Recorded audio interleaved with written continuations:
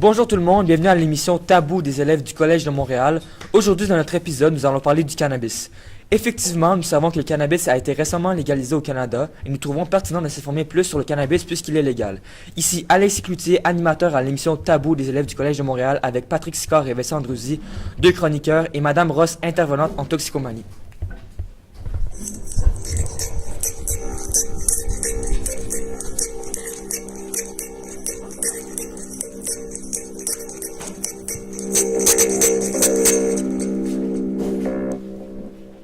Pour la chronique 3 de notre émission Tabou des élèves du Collège de Montréal, nous avons avec nous une intervenante en toxicomanie qui travaille au Collège de Montréal.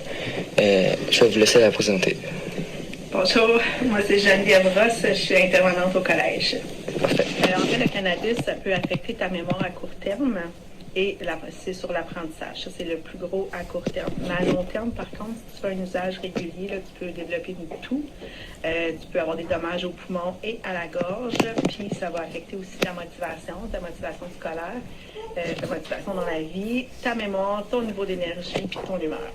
Dans le fond, ça affecte beaucoup de choses quand tu deviens un consommateur régulier.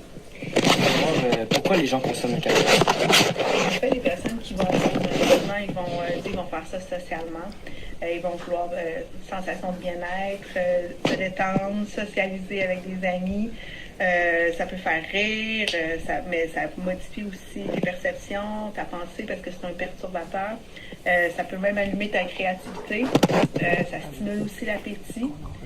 Puis ça peut aussi soulager des nausées et des vomissements. C'est plus dangereux entre l'alcool et le cannabis. Selon moi, pour le risque de dépendance, ça va être l'alcool. Parce Ok. que l'alcool, tu es à risque de mourir. Tu peux, même juste d'arrêter de consommer pour un gros consommateur, tu peux mourir. Il faut vraiment que tu sois accompagné d'un médecin. Puis les risques sur ton corps vont être plus dangereux aussi. L'alcool, tu peux développer des cancers, des maladies de foie, de cirrhose et même cérébrale. Selon moi, ça va être l'alcool. Ok. Pouvez-vous me dire c'est quoi les risques du cannabis? En fait, à part avoir les yeux rouges puis la bouche sèche, tu peux avoir des maux de tête, des étourdissements, ça va augmenter ton rythme cardiaque, tu peux avoir des palpitations, tu peux développer de l'anxiété, puis même jusqu'à de la paranoïa. Ça va diminuer aussi ton attention et tes réflexes, c'est pour ça que c'est pas correct de conduire après avoir conduit. Tu peux somnoler aussi. Ça pourrait aussi déclencher un problème de santé mentale si psychologiquement tu es vulnérable à ça. Ok. On a aussi ça sur la légalisation du cannabis. Je pense qu'en bout de ligne, c'est quelque chose qui va probablement être positif, surtout qui ont mis l'âge à 18 ans, parce que je pense quand même qu'en bas de 18 ans, ça peut avoir des risques sur votre cerveau, mais ça va décriminaliser beaucoup aussi, puis ça va prendre moins de place dans le système de la justice. J'ai entendu parler que M. Legault voulait augmenter l'âge à 21 ans. Est-ce que c'est une bonne chose, d'après vous? Selon moi, non, parce que les personnes qui consomment le plus, c'est justement 17, 16 et 21 ans. Donc, ces personnes-là, de toute façon, ils vont se trouver un autre moyen. Si c'est pas légal, ils vont y aller dans la rue. Fait que ça, il n'y aura aucun changement pour ce que, à la base, l'effet de la légalisation avait. Ça dépend si tu la fumes ou si tu la consommes, si tu la manges. Si tu la fumes, ça prend quelques secondes, tandis que si tu la manges, ça peut prendre entre 30 et 90 minutes. C'est pour ça qu'il faut faire attention quand que vous en consommez en la mangeant. Ok. Puis ça dure combien de temps environ les effets? Quand tu la fumes, c'est 1 à 3 heures, puis quand que tu l'ingères, ça peut prendre 3 à 8 heures. Autant que ça? Autant que ça. Merci. Donc, merci Madame Ross pour cette entrevue très intéressante sur le cannabis. Maintenant, je vais donner la parole à Patrick Sicard qui va nous expliquer un peu plus sur la différence entre l'Uruguay et le Canada, les deux seuls pays au monde qui sont légaux, le cannabis est légal. Alors, bonjour à tous. Aujourd'hui, moi, je vais vous parler des différences dans le processus de légalisation. On va commencer par parler de la base. Les deux pays ont légalisé le cannabis après avoir eu élu un président libéral. L'Uruguay, leur président en 2013, a légalisé le cannabis pour décriminaliser. Et au Canada, ça a été un peu le même principe avec Justin Trudeau. Les deux sont des présidents libéraux et ont le même but qui est de faire baisser le taux de criminalité. Une des différences majeures entre les deux pays est la population. La population au Canada est de 37 millions d'habitants, alors qu'en Uruguay est de 3,5 millions. Mais en pourcentage de consommation, les deux pays se rapprochent énormément. Une différence aussi, c'est que l'Uruguay l'a légalisé en 2013, alors que le Canada a attendu 2018. Mais l'Uruguay a attendu jusqu'en 2017 avant de commencer à en vendre en pharmacie, alors que le Canada a juste directement, dès sa légalisation, commencé à en vendre dans des boutiques spécialisées. La façon de s'en procurer aussi est différente.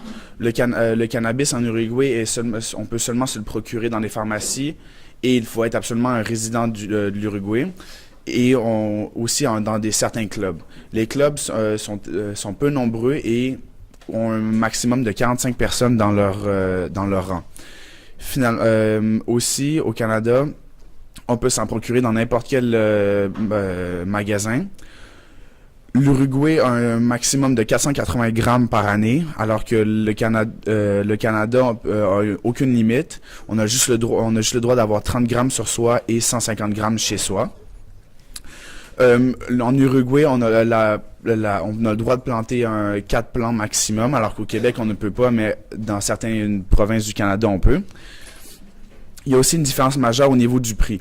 L'Uruguay s'est vraiment plus focalisé sur le fait de mettre des bâtons dans les roues du crime.